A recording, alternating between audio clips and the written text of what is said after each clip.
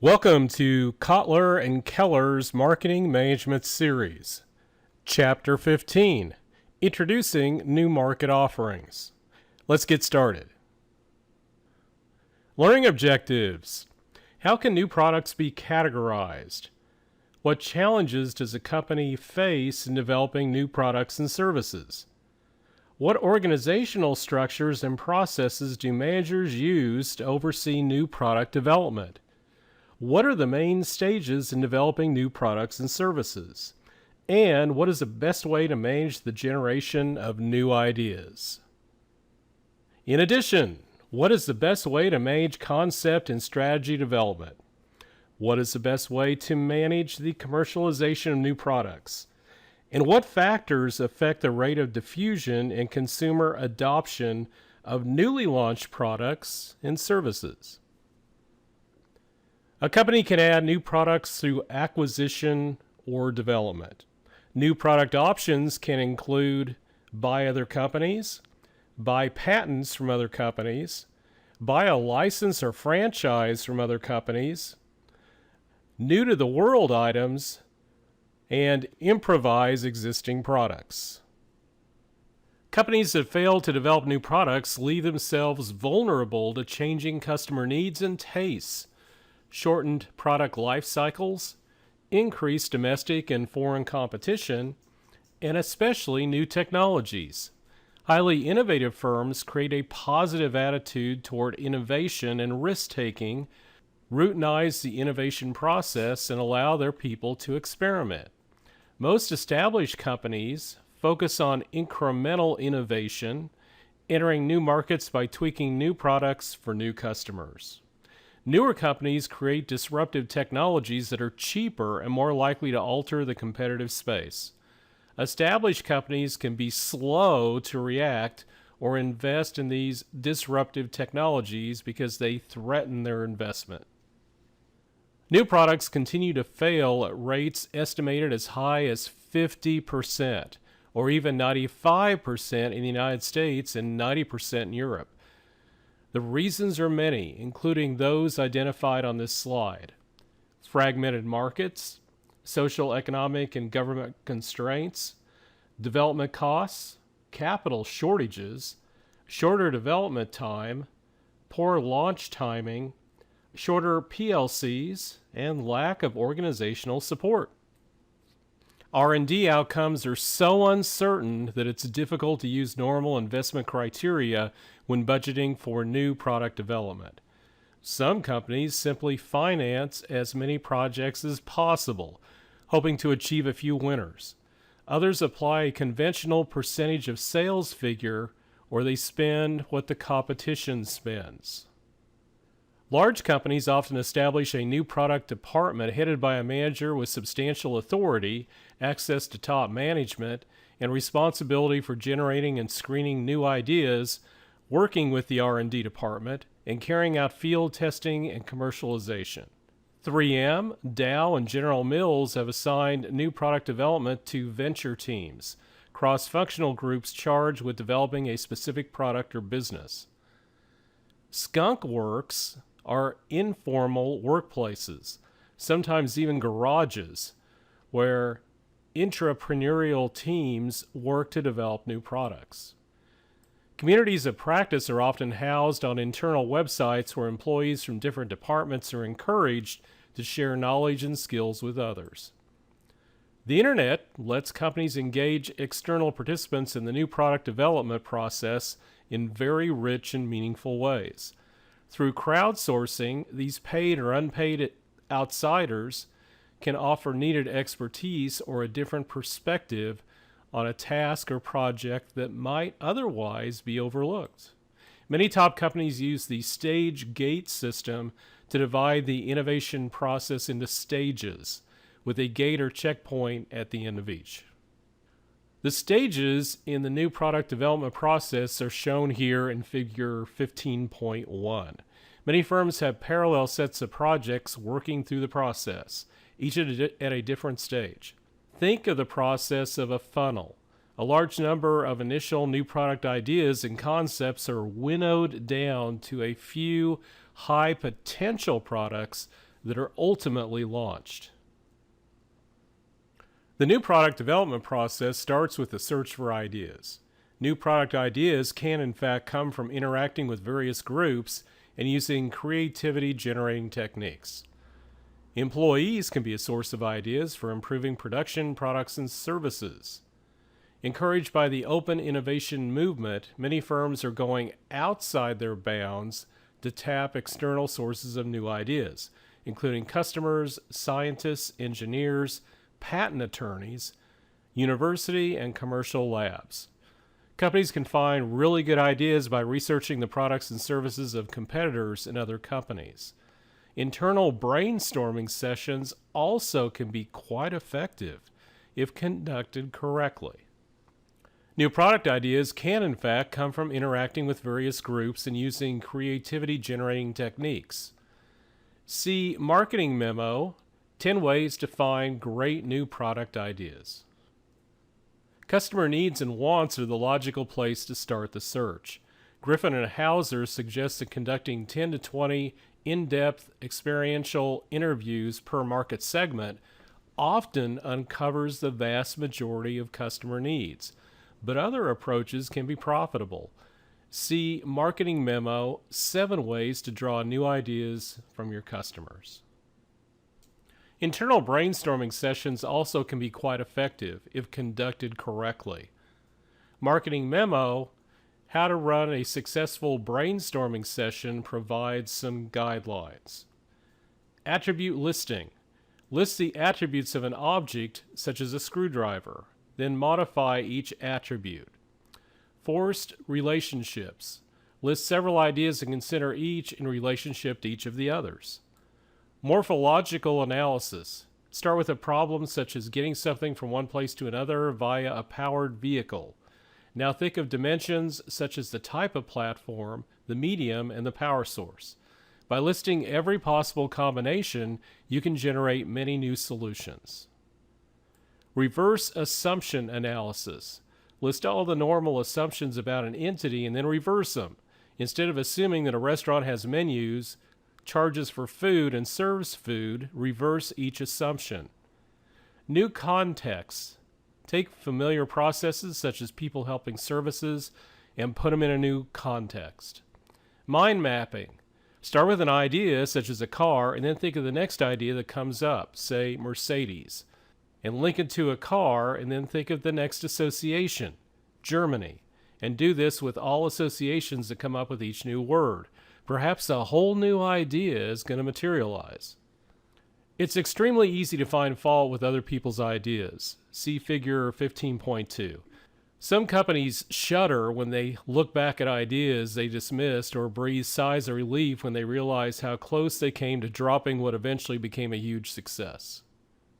Management can rate the surviving ideas using a weighted index method like that in Table 15.2. The first column lists factors required for successful product launches, and the second column assigns importance weights. The third column scores the product idea on a scale from 0 to 1.0, with 1.0 the highest score. The final step multiplies each factor's importance by the product score to obtain an overall ranking. For example, if the three probabilities are estimated at 0.5, 0.65, and 0.74 respectively, the overall probability of success is 0.24. The company then must judge whether this probability is high enough to warrant continued development. Consumers don't buy product ideas, they buy product concepts. A product idea can be turned into several concepts. In Figure 15.3a, we use the two dimensions of cost and prep time to create a product positioning map for the breakfast drink, which offers low cost and quick preparation. Its nearest competitors are cold cereal and breakfast bars. Its most distant is bacon and eggs.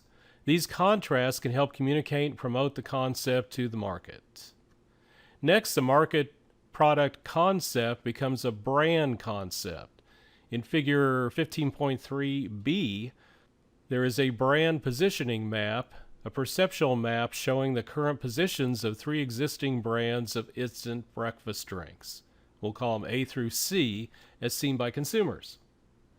Concept testing means presenting the product concept to target customers, physically or symbolically, and getting their reactions. Concept testing presents consumers with an elaborated version of the concept.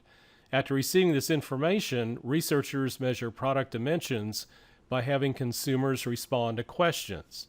These can include, number one, communicability and believability. Are the benefits clear to you and believable? If the scores are low, the concept must be refined or revised. Number two, next level. Do you see this product solving a problem or filling a need? The stronger the need, the higher the expected consumer interest. Number three, gap level. Do other products currently meet this need and satisfy? The greater the gap, the higher the expected consumer interest. Number four, perceived value. Is the price reasonable in relationship to value? Number five, purchase intention. Would you definitely, probably not, or definitely not buy the product? Consumers who answered the first three questions positively should answer definitely here. And number six, user targets, purchase occasions, purchasing frequency. Who's going to use the product, when, and how often? Consumer preferences for alternative product concepts can be measured with conjoint analysis, a method for deriving the utility values that consumers attach to the varying levels of a product's attributes. Conjoint analysis has become one of the most popular concept development and testing tools. With conjoint analysis, respondents see different hypothetical offers formed by combining varying levels of the attributes and ranking them. Management can then identify the most appealing offer and its estimated market share and profit. In a classic illustration, academic research pioneers Green and Wind used this approach in connection with developing a new spot-removing, carpet-cleaning agent for home use. Suppose a new product marketer is considering 5 design elements. 3 package designs, or A, B, and C, in figure 15.4, 3 brand names, such as K2R, Glory, or Bissell, 3 prices, $1.19, $1.39, and $1.59, a possible Good Housekeeping seal, yes or no, a possible money-back guarantee, yes or no. Although the researcher can form 108 possible product concepts with just these 5 elements, it would be too much to ask consumers to rank them all from most to least preferred. A sample of, say, 18 contrasting product concepts is feasible. The marketer now uses a statistical program to derive the consumer's utility functions for each of the 5 attributes. See figure 15.5. Utility ranges between 0 and 1. The higher the utility, the stronger the consumer's preference for that level of the attribute. Looking at packaging, package B is the most favored, followed by C and then A. The preferred names are Bissell, K2R, and Glory in that order. The consumer's utility varies inversely with price. A Good Housekeeping seal is definitely preferred, but it does not add that much utility and may not be worth the effort to obtain it. A money-back guarantee is strongly preferred. The consumer's most desired offer is package design B, brand name Bissell, priced at $1.19, with a Good Housekeeping seal and a money-back guarantee. There you go. Following a successful concept test, the new product manager will develop a preliminary 3-part strategy plan for introducing the product into the market. After management develops the product concept and marketing strategy, it can evaluate the proposal's business attractiveness. Management needs to prepare sales, cost, and profit projections to determine whether they satisfy company objectives. If they do, the concept can move to the development stage.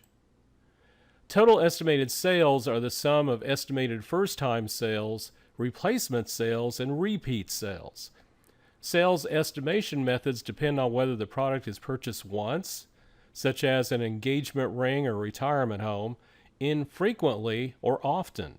For one-time products, sales rise at the beginning, they peak, and they approach 0 as the number of potential buyers becomes exhausted. You can check out figure 15.6a to show that. If new buyers keep entering the market, the curve's going to not go to zero. Sales forecasting for this product category calls for estimating first-time sales and replacement sales separately. Or you can check out figure 15.6b. Frequently purchased products such as consumer and industrial non-durables have product life cycle sales resembling figure 15.6c. Costs are estimated by the R&D, manufacturing, marketing, and finance departments. If you check out table 15.3, it illustrates a 5-year projection of sales, costs, and profits for the instant breakfast drink. Row 1 is going to show future sales revenue. Row 2 shows the cost of the goods sold, which hovers around 33% of the sales revenue. If you take a look at row 3, it's going to show the expected gross margin, the difference between revenue and the cost of goods sold. Row 4 shows anticipated development costs of $3.5 million, including product development cost, marketing research cost, and manufacturing development costs. Row 5 shows the estimated marketing costs over a 5-year period to cover advertising, sales, and marketing research, and an amount allocated for Salesforce coverage and marketing administration. Row 6 shows the allocated overhead to the new product. And that includes salaries, heat, light, etc. Row 7, the gross contribution is gross margin minus the preceding 3 costs. Row 8, supplementary contribution, lists any change in income to other company products caused by the new product introduction. Row 9 shows net contribution, which in this case is the same as gross contribution. Row 10 shows discounted contributions, that is, the present value of each future contribution, discounted at 15% per annum. Finally, row 11 shows the cumulative discounted cash flow, the accumulation of the annual contributions that came from row 10 prior. The job of translating target customer requirements into a working prototype is helped by a set of methods known as Quality Function Deployment, or QFD. The methodology takes the list of desired customer attributes, or CAs, generated by market research and turns them into a list of engineering attributes, which is known as EAs, that engineers use. The goal of the R&D department is to find a prototype that embodies the key attributes in the product concept statement, performs safely under normal use and conditions, and can be produced within budgeted manufacturing costs. When the prototypes are ready, they must be put through vigorous functional and customer tests before they enter the marketplace. Alpha testing tests the product within the firm to see how it performs. After refining the prototype, the company moves to beta testing with their customers. After management's satisfied with functional and psychological performance, the product is ready to be branded with a name, a logo, and packaging and go into a market test. Consumer products tests seek to estimate 4 variables: trial, first repeat, adoption, and purchase frequency. Business goods can also benefit from market testing. Here are 4 major methods of consumer goods market testing from least to most costly. Sales wave research consumers who initially try the product at no cost are reoffered it or a competitor's product at slightly reduced prices.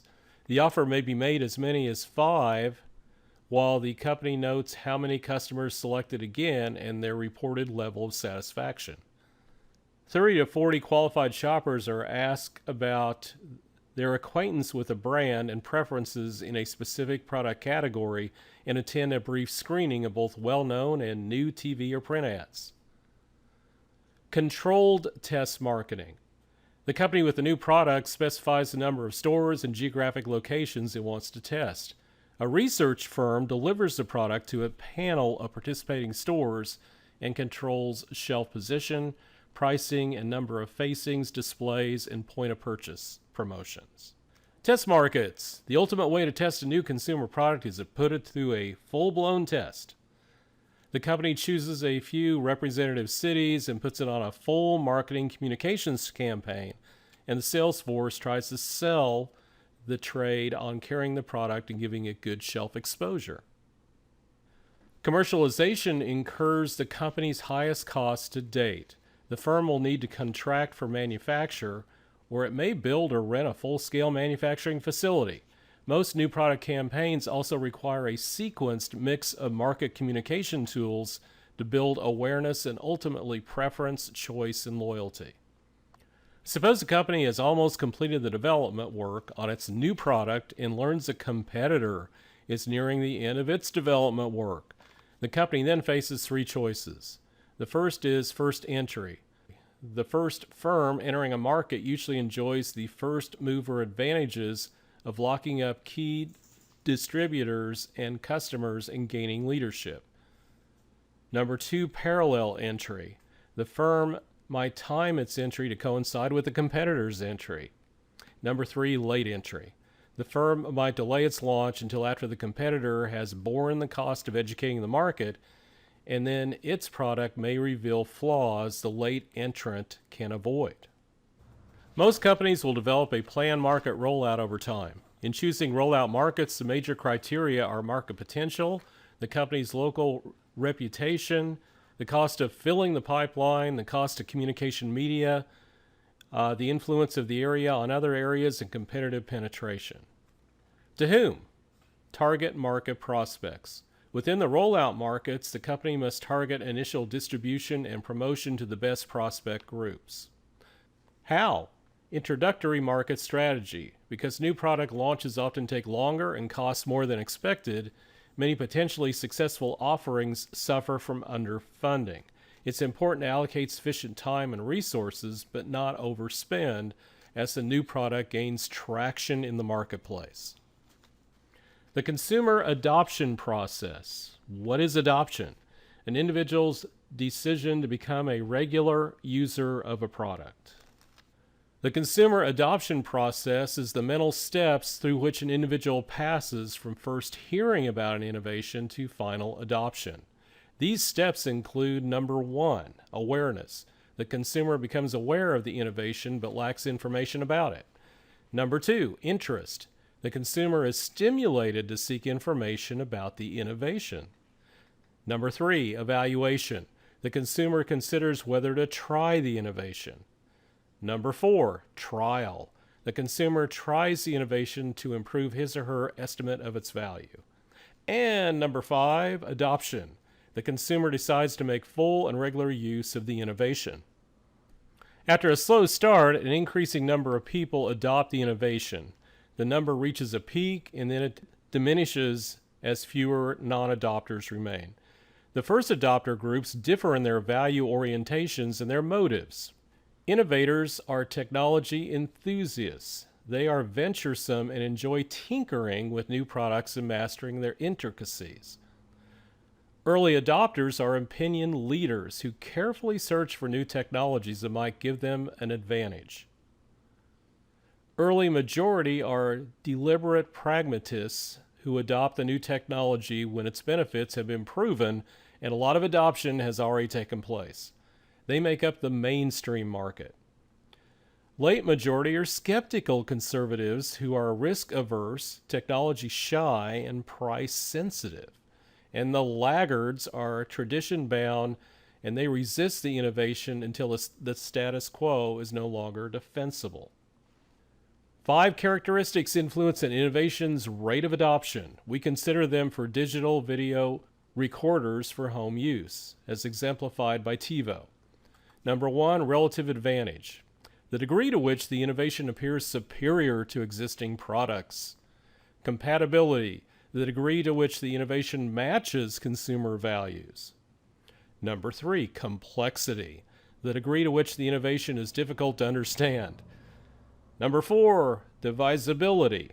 The degree to which the innovation can be tried on a limited basis. And number 5, communicability. The degree to which the benefits of use are observable or describable to others. Adoption is associated with variables in the organization's environment, such as community progressiveness, or community income, the organization itself, size, profits, pressure to change, and the administrators, the educational level, age, and sophistication. Hey, thanks so much for watching. Please check out the other videos in this marketing management series. Thanks again.